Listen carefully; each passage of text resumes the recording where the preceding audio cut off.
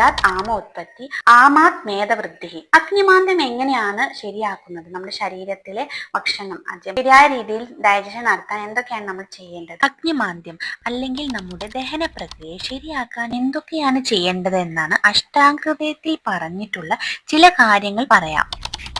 ലംഘനം പരമൌഷധം. Heavy meals ഒഴിവാക്കുക. നേരിയ കഞ്ഞി, മൈൽഡ് വെജിറ്റബിൾ സൂപ്പ് ഒക്കെ കഴിച്ച് ശീലമാക്കുക. ഉഷ്ണജലം കുടിക്കുക. രാവിലെ എഴുന്നേറ്റാലുടനെ തന്നെ തണുത്ത വെള്ളം കുടിക്കുന്നതിന് പകരം ചൂടുവെള്ളം കുടിക്കുക. ഇത് ഫാറ്റ് കുറയ്ക്കാൻ സഹായിക്കും. ഭക്ഷണത്തിന് ശേഷവും ചൂടുവെള്ളം കുടിച്ച് ശീലമാക്കുക. വിരുദ്ധാഹാരം ഒഴിവാക്കുക.